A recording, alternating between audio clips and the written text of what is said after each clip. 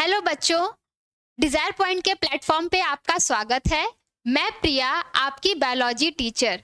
आज के video lecture में हम डिस्कस करेंगे क्लास 12th के बायोलॉजी सिलेबस को। अब बात आती है कि मैम क्लास 12th के बायोलॉजी सिलेबस को क्यों डिस्कस कर रही हैं। तो आप इसको ऐसे समझिए, मान लीजिए आपको किसी के घर जाना है। तो अगर आपको किसी के घर जाना है तो आपको एक रास्ते की जरूरत पड़ेगी। उस रास्ते से होकर के ही आप उस घर तक, उस मंजिल तक पहुंच सकते हैं। वैसे ही अगर आपको बोर्ड में अच्छे अंक लाने हैं तो आपको भी एक रोड मैप की जरूरत पड़ेगी। और वो रोड मैप क्या है? आपका क्लास 12th का बायोलॉजी सिलेबस है। ये सिलेबस ही आपका रोड मैप है जो आपको बोर्ड के पेपर में अच्छे अंक लाने में, आपकी मंजिल तक पहुंचाने में मदद करेगा। क्योंकि अगर मान लीजिए कि आप कहीं जा रहे हैं, किसी के घर ही जाना है, अगर किसी ने आपको गलत रास्ता बता दिया या भटका दिया तो क्या आप अपने मंजिल तक पहुंच सकते हैं? नहीं ना। वैसे ही कई लोग आपके आसपास क्या हैं? भटकाने वाले हैं। वो लोग क्या करेंगे कि ये मत पढ़ो, ये पढ़ लो, ये नहीं आएगा, वो नहीं आएगा। लेकिन अगर आपको आपका सिलेबस पता है तो आप क्लियर है कि आपको क्या पढ़ना और क्या नहीं पढ़ना है। इसलिए आपका सिलेबस क्या है? आपके लिए इम्पॉर्टेंट है। तो आज के लेक्चर में हम आपका सिलेबस डिस्कस करेंगे। तो अगर सिलेबस को आप देखें तो आपका जो सिलेबस है वो आपका क्या है? 100 अंकों का प्रश्न पत्र के रूप में आएगा।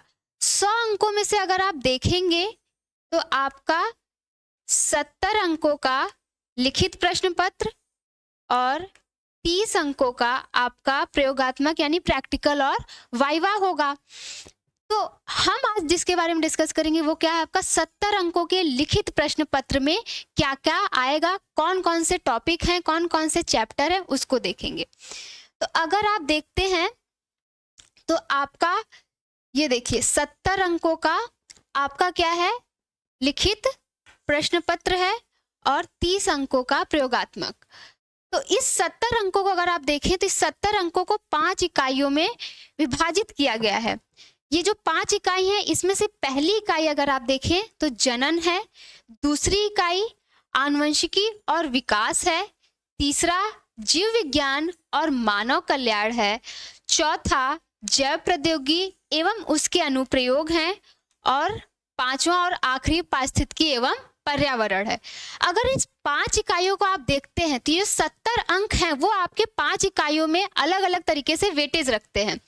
अगर इसमें से पहली इकाई को अगर आप देखें जो जनन है वो 14 अंकों का वेटेज रखता है। अगर आप देखते हैं दूसरी इकाई आनुवंशिकी और विकास को तो ये आपका 18 अंकों का वेटेज रखता है। वहीं अगर आप देखते हैं तीसरा जीव विज्ञान और मानव कल्याण तो ये आपका 14 अंकों का वेटेज रखता है। और साथ ही जो आपकी चौथी इकाई है जैव प्रौद्योगिकी एवं उनके अनुप्रयोग, ये आपका 10 अंकों का वेटेज रखता है। और पारिस्थितिकी एवं पर्यावरण की बात की जाए तो ये आपका 14 अंकों का वेटेज रखता है। ये टोटल मिलाकर आपके कितने बन गए? 70 अंक बन गए। और अगर इन 5 इकाइयों को आप देखेंगे तो इन 5 इकाइयों में से जो सबसे ज्यादा तुलनात्मक रूप से अगर देखा जाए तो सबसे ज्यादा जो वेटेज रखने वाली इकाई है वो कौन सी है? आपकी आनुवंशिकी और विकास, जो कितने अंकों का वेटेज रखती है? 18 अंकों का वेटेज रख रही है। वहीं अगर सबसे कम अंकों का वेटेज रखने वाला जो यूनिट है या इकाई है आपका कौन सा है? जैव प्रौद्योगिकी एवं उसके अनुप्रयोग यानी बायोटेक्नोलॉजी एंड इट्स एप्लीकेशन, जो 10 अंकों का वेटेज रखता है।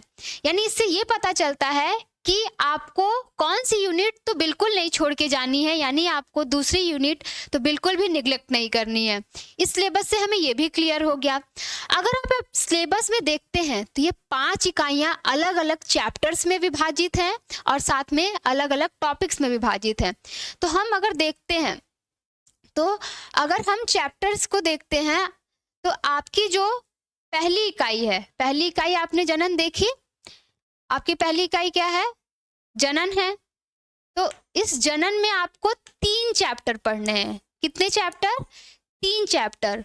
कौन कौन से? पुष्पी पादपों में लैंगिक जनन, मानव जनन और जनन स्वास्थ्य। ये 3 चैप्टर आपको पहली यूनिट में पढ़ने हैं। ये सारे चैप्टर में जनन के बारे में ही बताया गया है कि जनन किस प्रकार से होता है, कैसे पौधों में जनन होता है, कैसे मानव में जनन होता है। ये सारी चीजों के बारे में आपकी पहली इकाई में बताई गई है।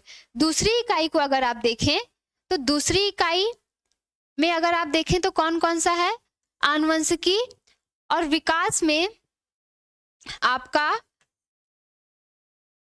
कितना चैप्टर है, वंशागति और विविधता, ये आपका पहला चैप्टर है। वंशागति का आणविक आधार दूसरा चैप्टर है और साथ ही इसका तीसरा चैप्टर क्या है आपका